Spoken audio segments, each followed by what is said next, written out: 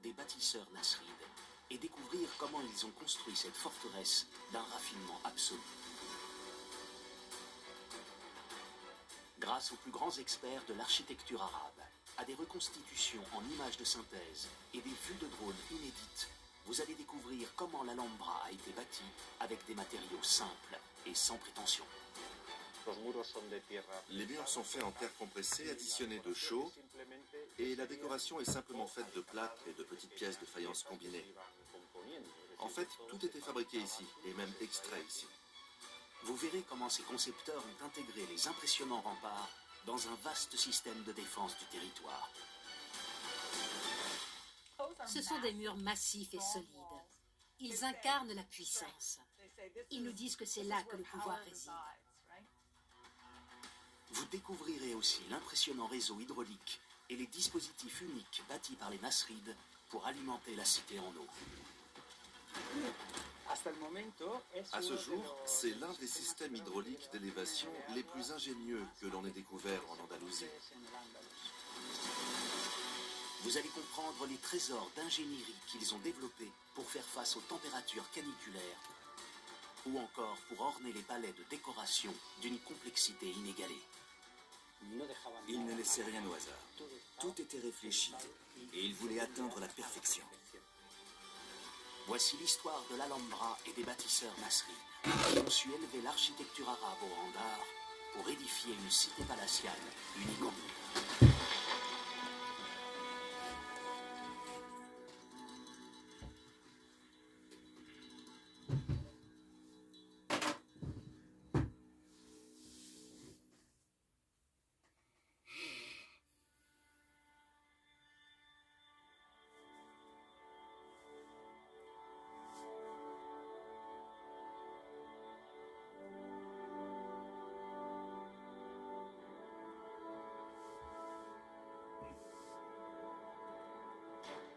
Pour rejoindre l'Alhambra, il faut se rendre à la pointe sud de la péninsule ibérique, non loin de la cité de Grenade et de l'impressionnante chaîne de montagnes de la Sierra Nevada.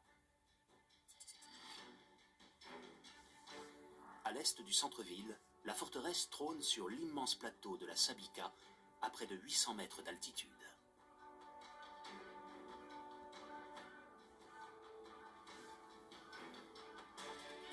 Derrière ces hautes murailles se dissimule le plus incroyable trésor de l'Andalousie. La ville est une véritable merveille architecturale. Partout, des monuments d'une grande finesse s'offrent au regard. Nichée sur un territoire où les frontières n'ont eu de cesse de bouger, l'existence de l'Alhambra est le fruit d'une histoire particulièrement mouvementée qui a vu s'opposer arabes et chrétiens pendant des siècles.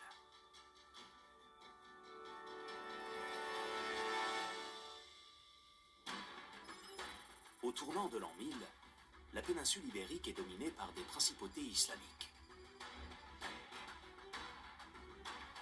Au nord, les royaumes chrétiens se partagent un mince territoire le long des Pyrénées. Mais cette domination arabe prend bientôt fin. Les chrétiens se lancent dans la reconquête du pays et durant près de 2 siècles, les territoires tombent un à un.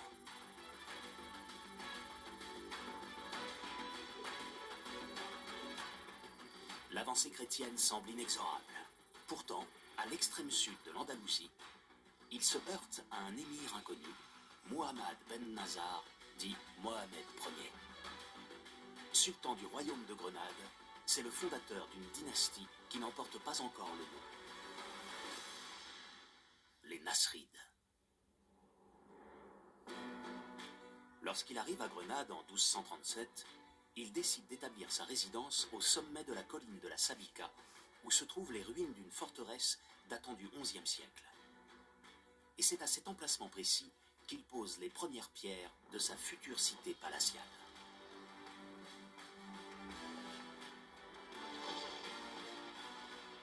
L'Al-Kasaba, c'est son nom, est composé de hautes tours et d'une médina intérieure.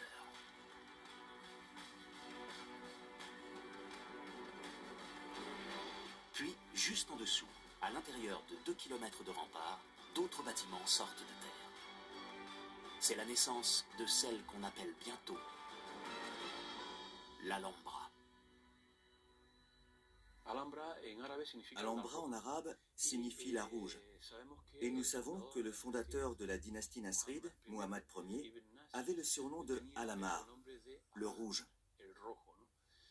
Or, on sait que c'est une tradition en architecture islamique de donner à un lieu le nom de son fondateur mis au féminin. Le féminin de le rouge, c'est la Alhambra. La Médina, rassemblant boutiques et ateliers d'artisans, est le cœur vivant de la forteresse rouge, qui abrite au départ quelques centaines d'habitants. Tout autour, des maisons, des lieux de culte, des jardins sont construits.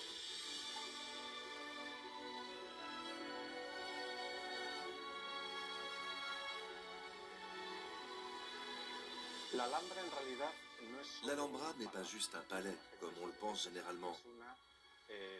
En réalité, c'est toute une ville palatine, une ville royale avec tous les éléments propres à une ville.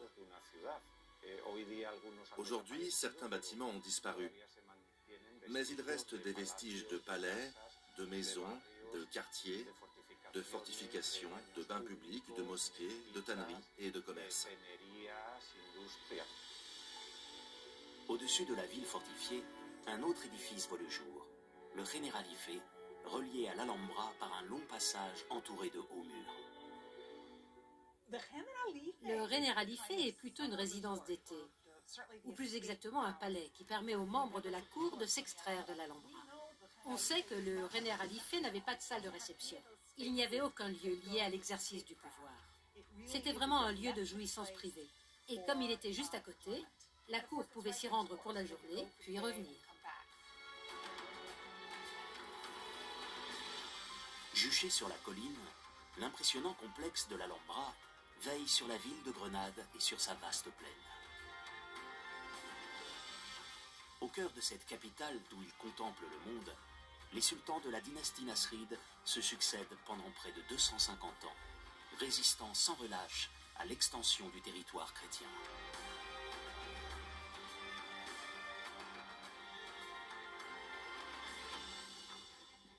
Dans le sillage de Mohamed Ier, ses successeurs continuent de façonner l'Alhambra, chacun apportant au complexe sa vision architecturale et artistique.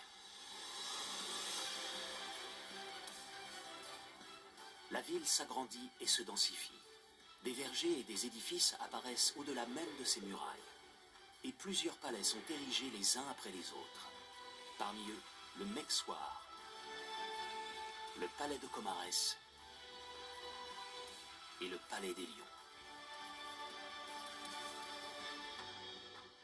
À la fin du XIVe siècle, l'Alhambra atteint son allure quasi définitive et abrite entre 1000 et 2000 habitants.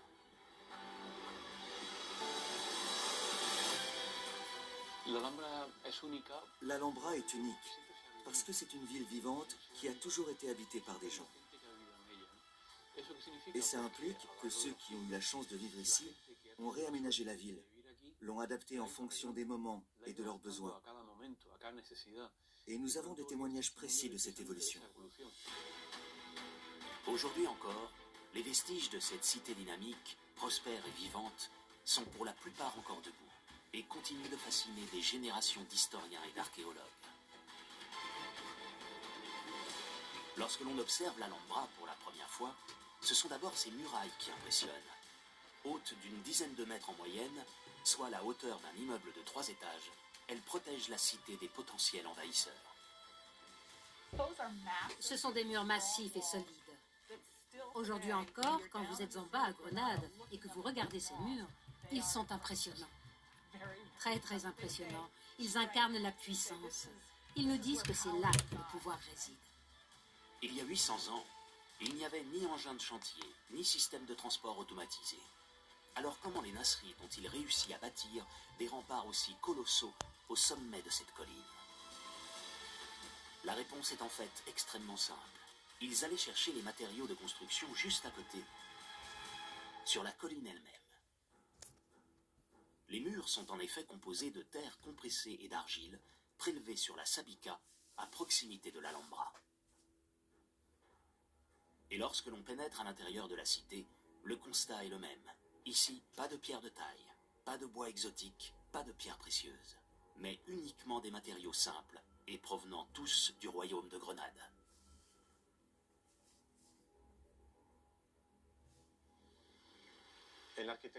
Dans l'architecture nasride, les colonnes sont habituellement de marbre blanc, de Macael, qui est un village qui se trouve actuellement dans la province d'Almeria, mais à l'intérieur de ce qu'était le royaume de Grenade.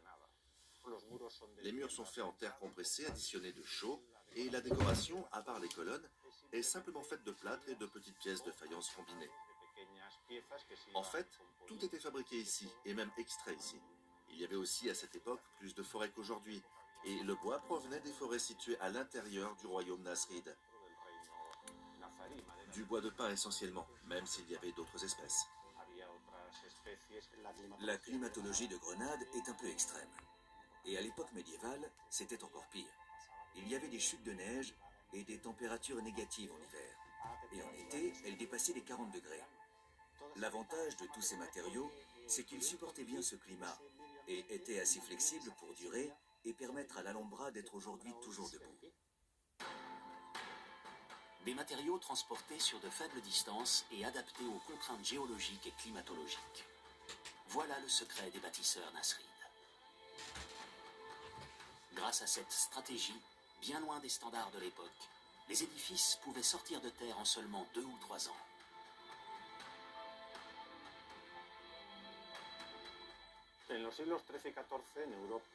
Au XIIIe et XIVe siècle en Europe, les grandes constructions se faisaient en pierre de taille.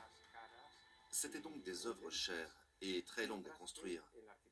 Au contraire, les constructions andalouses et nasrides se faisaient rapidement pour pouvoir en profiter au plus tôt. Les sultans savaient que leur règne ne durerait pas longtemps et ils voulaient donc profiter de leur œuvre architecturale. Mais en plus des matériaux de construction, les bâtisseurs nasrides avaient aussi besoin d'une autre ressource indispensable, l'eau. Or, sur ce promontoire dominant la plaine, il s'agit d'une ressource particulièrement rare et précieuse. Ici, il n'y a ni rivière, ni nappe phréatique, ni même une source pour approvisionner la ville. Le fleuve Darro, qui irrigue Grenade, coule à plus de 100 mètres en contrebas. Quant à l'eau de pluie, elle tombe de manière trop irrégulière pour représenter une manne suffisante. Alors comment les premiers bâtisseurs de l'Alhambra ont-ils réussi à faire venir cet or bleu au cœur de la forteresse? Nous savons que les premières troupes qui se sont établies ici descendaient directement à la rivière Darro par une courtine, un passage fortifié de la muraille qui permettait d'arriver à la rivière, de prendre de l'eau et de la stocker dans une citerne. C'était suffisant pour une enceinte militaire, mais pas pour la construction d'une ville avec ses palais, ses bains, ses mosquées et tous les éléments qui caractérisent une ville islamique médiévale. Donc ce que Mohamed Ier a commencé par planifier quand il est arrivé ici et qu'il a décidé de s'établir à cet emplacement, ça a été d'établir un système d'approvisionnement en eau permanent et durable dans le temps. À son arrivée en 1238, Mohamed Ier se lance donc dans un chantier titanesque. La construction d'un immense réseau hydraulique pour alimenter le Generalife et l'Alhambra. Aujourd'hui, les vestiges archéologiques de cet ingénieux système sont encore visibles et nous éclairent sur la manière dont les bâtisseurs antiques sont parvenus à dompter l'eau. Le point de départ se trouve ici, à 6 km de l'Alhambra, sur le cours du fleuve Darro. À l'emplacement de ce barrage construit dans les années 1960, les Nasrides ont autrefois bâti un autre barrage, un peu plus petit. On peut encore en deviner les restes, engloutis sous des milliers de litres d'eau.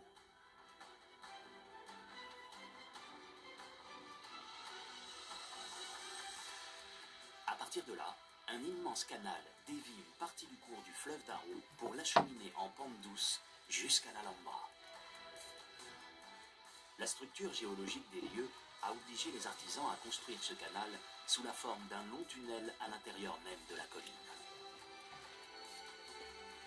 Aujourd'hui, une partie de ce tunnel s'est effondrée, mais les spécialistes sont unanimes. Sa construction a représenté un travail colossal et particulièrement complexe. Au cours des recherches qui ont été menées ces dernières années, nous avons pu comprendre comment était construit ce canal. C'est un canal qui mesurait 1,80 m de hauteur et pas plus d'1 mètre de largeur, ce qui permettait à une personne de creuser pendant la construction assez facilement. On a découvert également sur tout le long du canal des puits et des fenêtres qui servaient à évacuer la matière extraite au moment de la construction. Ils servaient également à la maintenance du canal, indispensable pour garder le niveau d'eau constant et en pente vers l'Alhambra. La galerie se poursuit en pente douce sur plusieurs kilomètres. Puis, avant de pénétrer dans l'Alhambra, elle se divise en deux parties. Le canal des deux tiers, qui se dirige vers le Generalife et les vergers en contrebas, et le canal du tiers, qui contourne la zone pour rejoindre la face est de l'Alhambra. Juste avant de pénétrer dans la ville, les deux canaux se rejoignent à nouveau. L'eau enjambe alors un ravin grâce à un imposant aqueduc et rejoint enfin la tour de l'eau, point d'entrée du réseau dans la citadelle. La tour de l'eau était la tour qui contrôlait l'accès à cette enceinte, et à partir de laquelle s'établissait une série de ramifications et de dérivations vers toutes les citernes qu'il y avait à l'intérieur de la citadelle, vers tous les réservoirs associés, aux maisons principales, aux palais et aussi aux bains, qui servaient à l'hygiène publique et pour les rituels préalables à l'entrée dans les mosquées. À l'intérieur de la citadelle, les innombrables vestiges de ce réseau d'approvisionnement sont encore visibles. Partout, l'eau, source de vie, est au cœur des constructions.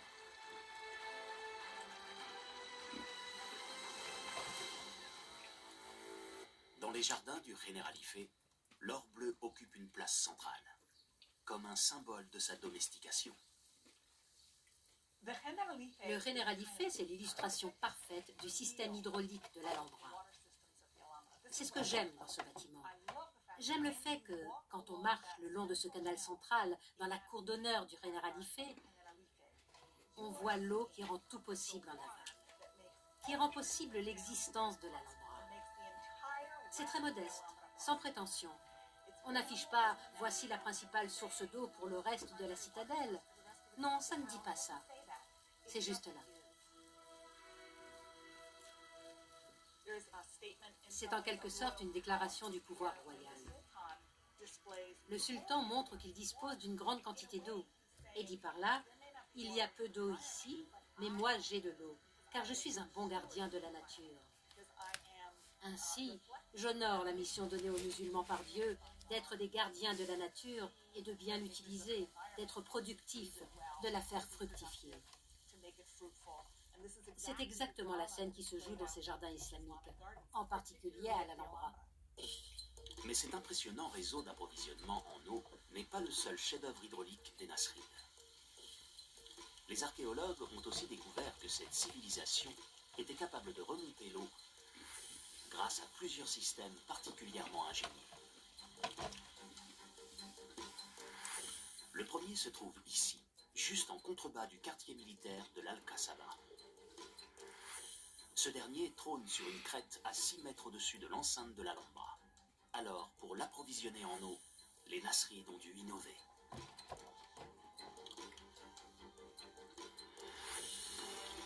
À l'extrémité du réseau interne de l'Alhambra, un canal apportait de l'eau en continu dans un premier réservoir. Celui-ci était directement relié à un second réservoir situé en contrebas. En se déversant, l'eau créait une sorte de tourbillon qui emprisonnait de l'air. Dans le second réservoir, l'eau et l'air sous pression devaient s'évacuer. Deux issues étaient possibles. La première vers le bas pour réguler la pression et la seconde vers le haut pour mener à la sortie. Mais ces deux échappatoires avaient un diamètre bien plus fin. Résultat, la pression était maintenue dans le second réservoir et l'eau était littéralement poussée à travers le conduit étroit menant 6 mètres plus haut, soit l'équivalent du 2e étage d'un immeuble. Ce système, aujourd'hui connu sous le nom de coup de bélier, nécessite un réglage très précis de la pression de l'eau à l'intérieur de chaque réservoir. Il y a 800 ans, les Nasrides semblent être les seuls à avoir acquis un tel savoir-faire. Pour l'instant, on n'en a retrouvé dans aucune des autres civilisations qui se sont développées sur la péninsule ibérique.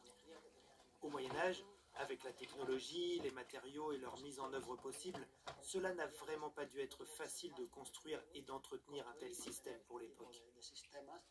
Cela devait être vraiment spécifique à l'Alhambra, au point qu'encore au XVIIIe siècle, on s'y référait toujours comme de quelque chose de pratiquement merveilleux.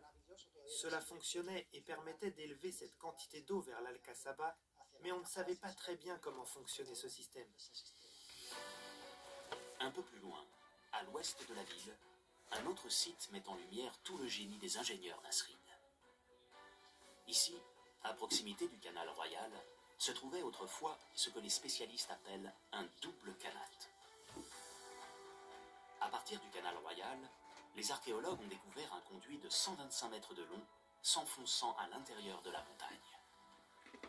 À son extrémité se trouve un réservoir surmonté d'un puits vertical haut de 63 mètres, l'équivalent d'une tour de 20 étages.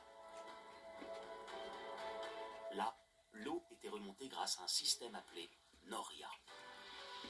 Une roue dentée mue par traction animale permettait de remonter des godets remplis d'eau accrochés le long d'une corde. Mais ce n'est pas tout. Cette eau était mêlée à celle d'un autre canal et envoyée dans un nouveau réservoir. De là, un autre conduit pénétrait dans la montagne et rejoignait un second puits de 60 mètres de profondeur. Une deuxième noria faisait alors remonter une nouvelle fois cette eau jusqu'au sommet de la colline de la Sabica. Au total, l'eau du canal royal parcourait ainsi 346 mètres, soit 7 longueurs de piscine olympique, pour être finalement récupérée 125 mètres plus haut et approvisionner les bâtiments et les jardins. Une véritable prouesse technique qui continue aujourd'hui encore d'impressionner les spécialistes. Le système d'élévation d'eau au moyen de Noria, c'est vraiment typique de l'Andalousie islamique. Mais sur celle-ci, ce qui est le plus impressionnant, ce sont ses dimensions. Une roue de 60 mètres de hauteur, c'est quelque chose au niveau technique, et c'est difficile à mettre en marche. Mais les résultats sont là, les puits sont là. À ce jour, ce système de deux norias qui se succèdent est l'un des systèmes hydrauliques d'élévation les plus ingénieux que l'on ait découvert en Andalousie. Après avoir acquis la maîtrise de l'or bleu, les Nasrides ont dû faire face à un autre défi, protéger efficacement leur capitale des royaumes ennemis. À elles seules, les hautes murailles ne suffisaient pas. Il fallait aussi prévenir d'éventuelles attaques pour mieux se défendre. Tout le long des remparts, les bâtisseurs ont ainsi construit de nombreuses tours. 29 au total.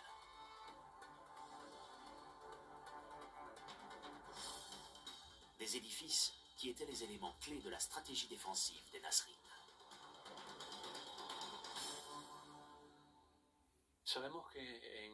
Nous savons qu'à l'époque médiévale, les tours avaient une fonction défensive, parce qu'elles étaient situées sur les parties hautes de la montagne, ce qui permettait de surveiller toute l'étendue du territoire qui était vaste. Ils les utilisaient pour communiquer au moyen de miroirs, en réfléchissant la lumière, ou par des signaux de fumée. Et ainsi, ils pouvaient envoyer des informations d'une tour à l'autre, comme par exemple d'éventuels mouvements de troupes, et mieux préparer leur défense. Les tours de guet de l'Alhambra représentent le point central d'un vaste système de communication à travers tout le royaume. À tous les endroits stratégiques, dans les villes comme dans les villages, au sommet des montagnes comme au creux des vallées, des dizaines de tours fortifiées sont bâties. Situées à portée de vue les unes des autres, elles communiquent par des signaux de fumée ou des effets de miroir. Ainsi, lorsqu'un mouvement de troupes ennemies est détecté à l'extrémité du royaume de Grenade, l'information se transmet de tour en tour, jusqu'à l'Alhambra. Grâce à ce réseau d'informations ultra efficace, les Nasrides sont prêts à réagir à n'importe quelle tentative d'invasion, de la part des royaumes chrétiens du nord ou de celle des autres sultanats arabes au sud. À l'intérieur des murailles, la citadelle de l'Alhambra est ainsi parfaitement à l'abri des menaces extérieures, et les architectes nasrides peuvent y exprimer toute l'étendue de leur talent.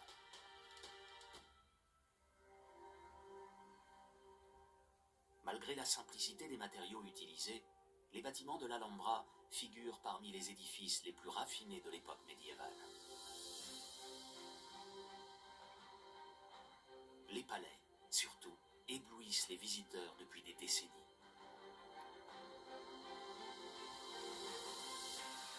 Le palais de Comares fait partie des monuments les plus impressionnants.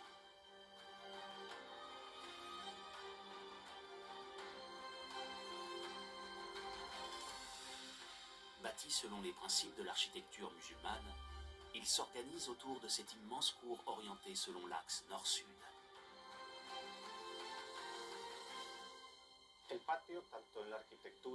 Le patio, tant dans l'architecture méditerranéenne qu'islamique en général, est le centre de la vie domestique.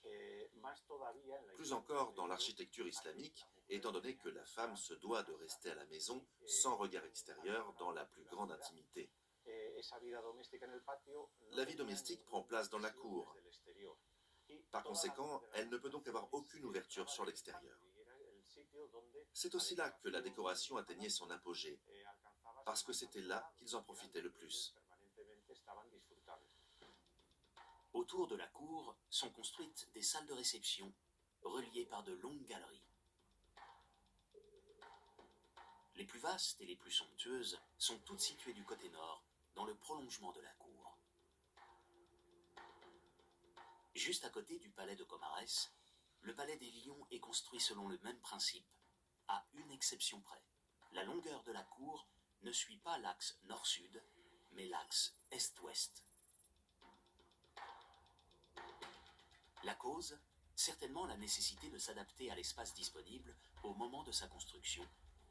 Entre un jardin au nord, le palais voisin et son hammam à l'ouest, et plusieurs rues et bâtiments au sud et à l'est. Mais pour corriger le déséquilibre, les salles de réception les plus importantes du palais des Lions restent positionnées sur l'axe nord-sud. Cette architecture rigoureuse s'accompagne d'un goût prononcé pour la géométrie. Les colonnes, les portiques, les fenêtres, les fontaines et même les petites rigoles où l'eau circule.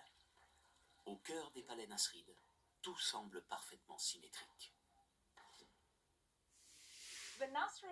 Les Nasrides, comme beaucoup de dynasties islamiques, apprécient la géométrie.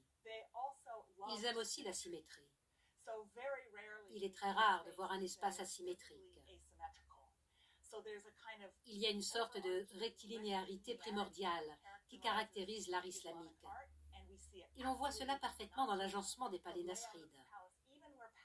Même là où plusieurs palais sont construits les uns à côté des autres, ils sont placés de manière à ne pas interrompre les axes nord-sud et est-ouest. À la symétrie des palais nasrides s'ajoute un travail monumental de décoration. Partout où le regard se porte, apparaissent des formes géométriques. Des motifs floraux. Des inscriptions reprenant des versets du Coran. Quand ils commencent à décorer un espace, la décoration envahit tout. Il faut imaginer que, lorsqu'une pièce était achevée à l'époque nasride, elle était décorée depuis le sol, avec des tissus et des matériaux comme la céramique, la faïence. Ensuite, on avait des plantes décorées avec des panneaux de faïence de différentes couleurs. Puis, d'autres panneaux décoratifs dans le plâtre et le plafond, en bois ou en moukarnas. Tout était profondément décoré. La décoration est vraiment mise en avant chez les Nasrides. C'est probablement la marque de leur architecture. Elle ne sert pas simplement à faire joli. Elle hypnotise aussi nos yeux jusqu'à nous empêcher de penser de manière rationnelle. Il faut tenir compte du fait qu'en plus, toute cette décoration était nuancée par la manière dont la lumière était filtrée. Quand la lumière entrait depuis l'extérieur, elle passait par des jalousies agrémentées probablement de vitraux colorés, ce qui rendait la gamme chromatique plus ample et la sensation spectaculaire.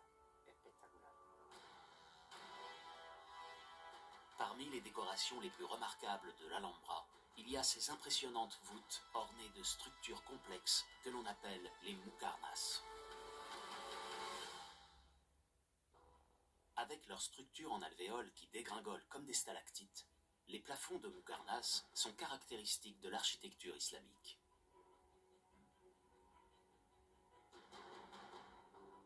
Et derrière leur apparence désordonnée et chaotique, ces constructions sont le fruit d'un savoir-faire exceptionnel qui n'a de cesse d'impressionner même les plus grands spécialistes. Le grand défi d'un maître d'œuvre nasride, qui était d'élever des structures aussi complexes avec les connaissances de l'époque, suscite chez moi aujourd'hui énormément d'admiration. Chaque fois que je m'approche de l'une d'elles, je continue d'apprendre. C'est tellement fascinant de voir un dôme de Muqarnas. Quand on le regarde, on ne peut pas savoir quelle est sa hauteur.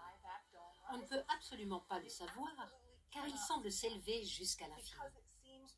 Cette expérience de l'infini est difficile à obtenir en art. C'est très difficile. Sauf quand vous regardez à une distance lointaine ou que vous regardez en l'air vers le ciel. Ici, vous l'avez à l'intérieur d'une œuvre architecturale. Ils ont réussi à recréer cette expérience qui consiste à regarder indéfiniment vers le haut. Ce dôme n'a pas de fin. Il plonge dans l'obscurité. De quelle manière les artisans nasrides parvenaient-ils à bâtir de tels chefs-d'œuvre? Pour le comprendre, il faut décomposer le muqarnas pièce par pièce. Au départ, les concepteurs utilisent seulement 7 à 8 formes géométriques particulières et complémentaires. Elles sont ensuite assemblées les unes aux autres avec du plâtre pour former la structure choisie. Pour obtenir la combinaison parfaite, les spécialistes en sont certains, les ingénieurs nasrides ne pouvaient pas improviser. Ils utilisaient nécessairement un plan soigneusement préparé.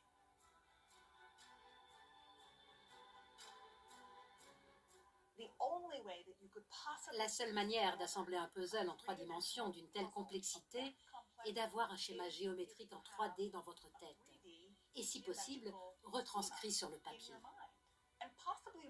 C'est trop tôt dans l'histoire de l'islam pour qu'on puisse trouver des manuscrits de plans ou de schémas pour les muqarnas. Mais nous sommes quasiment sûrs qu'ils existaient, car on peut difficilement imaginer maîtriser une figure géométrique aussi grande qu'un dôme de Muqarnas sans avoir une sorte de guide.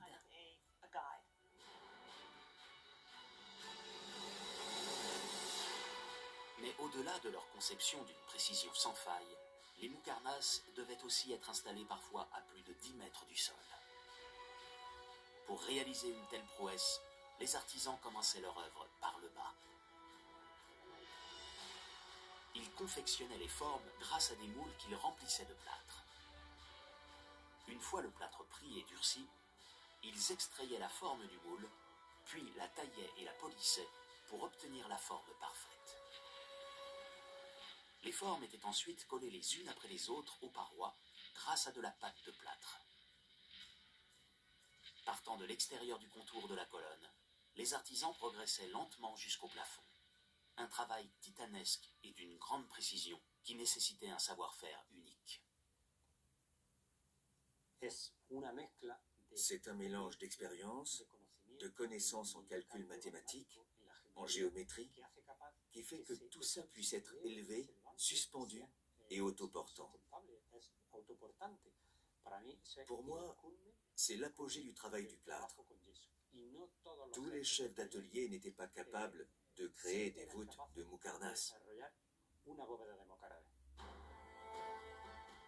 En baissant les yeux sous les plafonds de Muqarnas, nous sommes happés par d'autres trésors artistiques et mathématiques de l'Alhambra.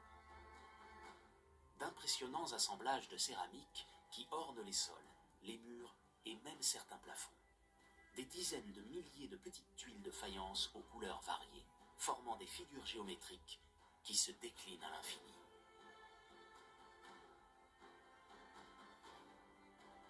Ces structures, baptisées lassos, semblent d'une extrême complexité, et pourtant, leur conception se base sur des figures très simples.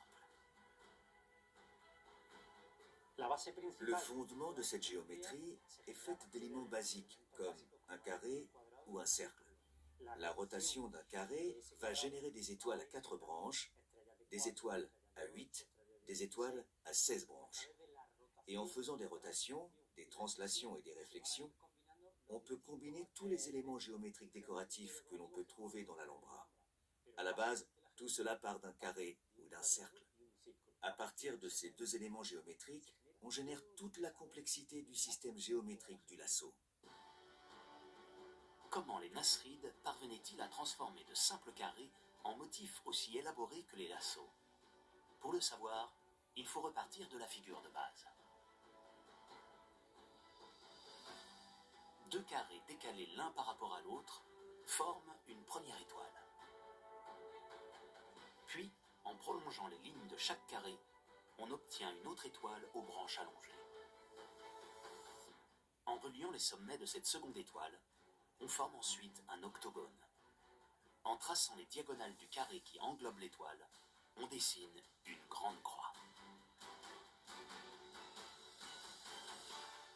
Tous ces éléments étant tracés, il s'agit ensuite de sélectionner les lignes que l'on conserve et celles que l'on fait disparaître.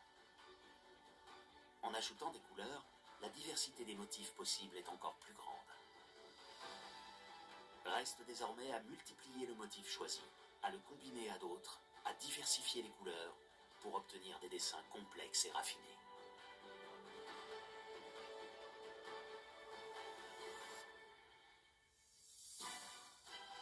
Dans les palais de l'Alhambra, la géométrie semble s'inviter dans les moindres détails. Ce qui me fascine, c'est la manière dont l'Alhambra révèle un intérêt plus large du monde islamique pour les mathématiques et la géométrie.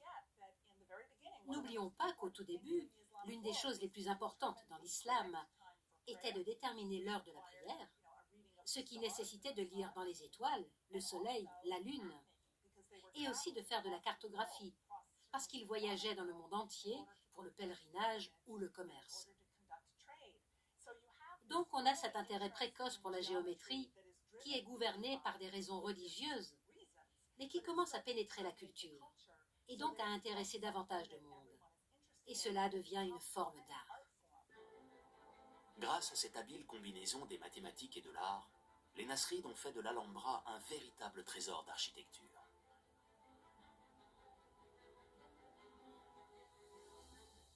Des décorations de faïence jusqu'aux somptueuses voûtes de Muqarnas, tout est fait pour ravir le regard des sultans et de leurs invités.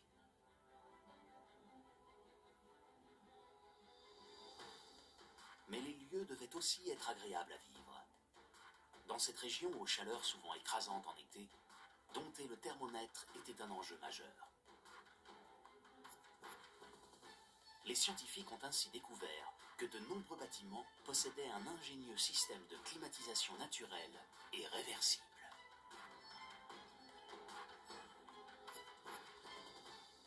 L'un des plus perfectionnés se trouve dans le tout dernier édifice bâti par les Nasrides au XVe siècle, la Tour des Infantes.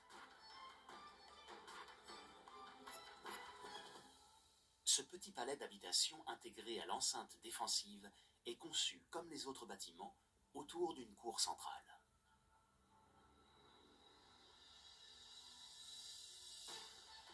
Mais ce qui fait sa particularité, c'est qu'il rassemble en son sein toutes les stratégies de régulation de la température que l'on retrouve dans les autres bâtiments. Difficile à imaginer aujourd'hui en voyant cette tour ouverte aux quatre vents. Mais autrefois, il faisait sans nul doute très bon vivre à l'intérieur. Si à l'extérieur on pouvait atteindre 40 degrés certains jours d'été, dans ces pièces, il pouvait parfaitement faire 25 degrés.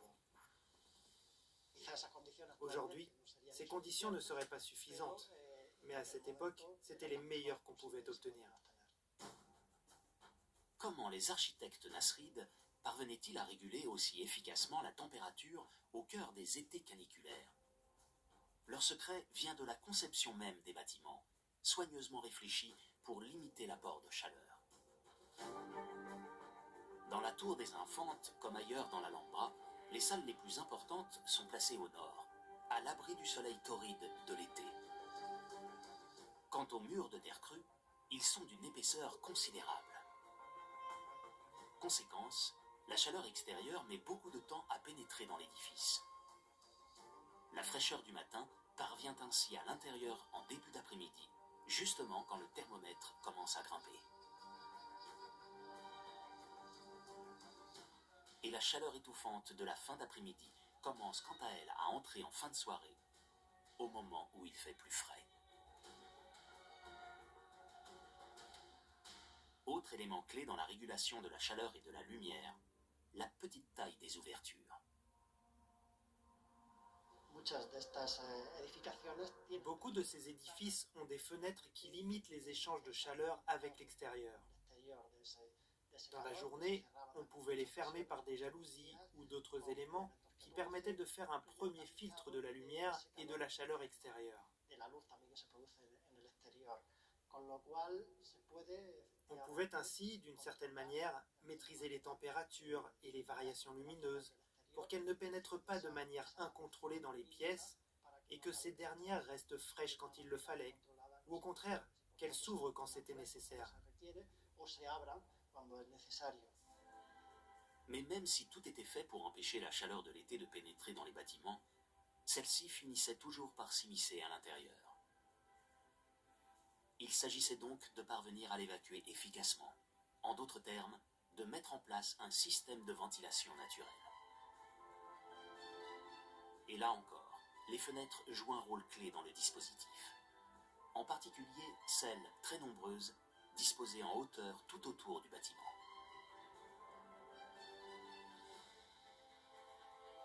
L'air chaud, plus léger que l'air froid, a tendance à s'accumuler en hauteur. Il peut donc s'échapper naturellement par ces ouvertures en partie supérieure. C'est ce que l'on appelle l'effet cheminée. Cette ventilation était accentuée par un élément central dans tous les bâtiments de l'Alhambra, l'eau. Sous l'effet de la chaleur, cette eau va en effet s'évaporer et rafraîchir ainsi l'atmosphère. Un petit courant frais est ainsi généré et pénètre en partie basse du bâtiment. Il pousse alors l'air chaud accumulé qui va s'évacuer plus efficacement en partie haute. Tous les bâtiments de réception de l'Alhambra s'ouvrent ainsi sur un bassin rafraîchissant, et même souvent sur des fontaines et des petites rigoles. L'eau en mouvement, plus fraîche, contribue en effet encore plus efficacement au dispositif de climatisation naturelle.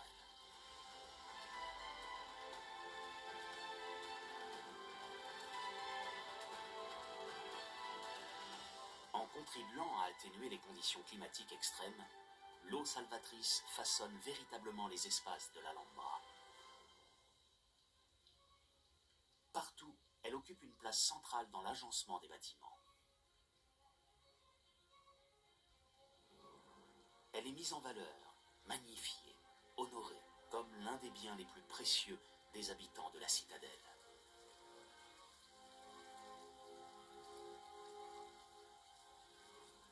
C'est grâce à cette maîtrise quasi parfaite de l'or bleu que l'Alhambra est devenue une telle oasis grandiose et vivante, symbole du rayonnement des Nasrides en Andalousie pendant 250 ans. Mais au XVe siècle, alors que la cité palatiale vit ses plus belles heures, le pouvoir du royaume commence à s'étioler. La pression catholique est de plus en plus forte. À ce moment-là, le royaume de Grenade est depuis longtemps le dernier bastion musulman de la péninsule ibérique. Face à lui se trouvent deux royaumes catholiques surpuissants, les royaumes de Castille et d'Aragon. En 1492, dans un ultime affrontement, les catholiques triomphent face aux Nasrides. Grenade et l'Alhambra tombent entre leurs mains. En ces temps-là, les vainqueurs avaient pour habitude de détruire totalement les temples et les palais des peuples conquis. Mais les rois chrétiens ont été littéralement envoûtés par la beauté de l'Alhambra.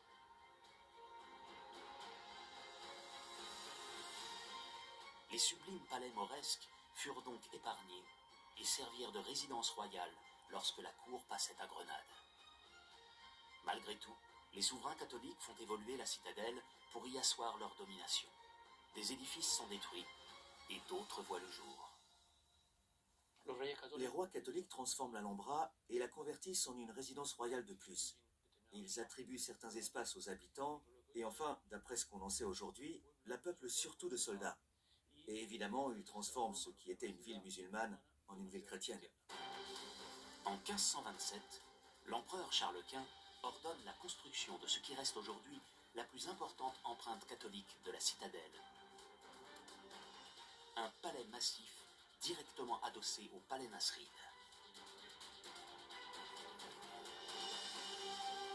L'édifice est un immense carré de 63 mètres de côté, haut de 17 mètres et abritant un patio circulaire de 30 mètres de diamètre, orné d'une double colonnade. On pourrait croire que la construction de ce palais est un outrage à la civilisation nasride, une volonté de l'écraser par quelque chose de plus grand. Mais en réalité, Charles Quint admirait profondément l'Alhambra. Charles Quint lui-même éprouvait une passion pour ses palais. Pendant les 6 mois qu'il passa ici pour son voyage de noces, il dînait dans la salle des deux sœurs que nous avons ici à côté. C'est pour cela que sur le plan que lui fit l'architecte Machuca, quand il lui donna les plans du nouveau palais, il la nomma salle où dînait l'empereur Sa Majesté. On peut dire qu'il a vraiment apprécié ses palais. Contrairement au palais nasride que Charles Quint admire tant, son propre palais est bâti en pierre de taille. Sa construction est donc très longue et très complexe, comme pour tous les châteaux de la Renaissance.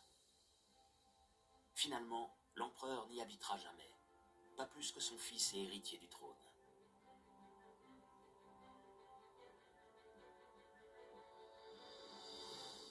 Un siècle après le début de la construction, les travaux cessent en 1637 et l'édifice demeure sans toiture.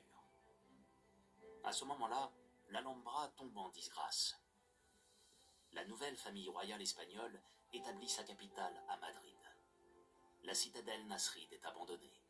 Pendant plus de 2 siècles, elle tombe dans l'oubli et voit ses salons se convertir en porcheries ou en bistrots.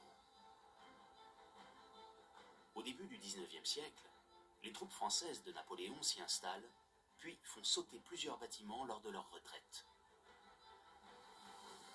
Les ruines de la Tour de l'Eau sont un triste témoin de la destruction semée par les soldats de l'empereur.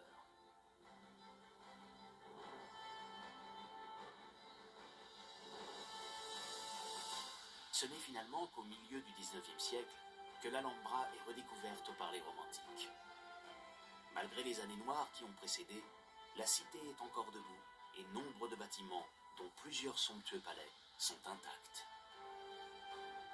Le palais de Charles Quint se voit enfin doté d'un toit, et depuis lors, les spécialistes se succèdent pour préserver et étudier l'Alhambra. Ce trésor de l'architecture arabo-andalouse est ce précieux symbole du savoir-faire hors du commun des architectes, ingénieurs et artisans nasrides. C'est une époque où il n'y avait pas de machine à vapeur, pas d'électricité. C'était uniquement du travail manuel, et avec des machines faites de cordes et de poulies, ce genre de choses. C'est extraordinaire quand on pense à tout le travail que cela représente. Et bien sûr, c'est du travail invisible, car aujourd'hui, qui célébrons-nous? Nous célébrons les sultans nasrides.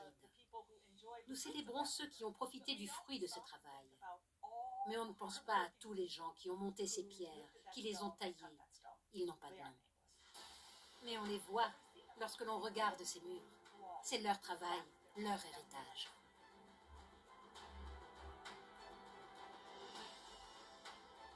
En 250 ans, les bâtisseurs nasrides ont réussi à ériger une cité luxueuse et vivante qui, aujourd'hui encore, continue de fasciner même les plus grands experts. Pour moi, l'Alhambra, je la définis comme quelque chose d'unique au monde, qui a surpris même ses constructeurs. Elle a surpris aussi les différentes cultures qui s'y sont succédées, et elle continuera sans aucun doute à toujours nous surprendre.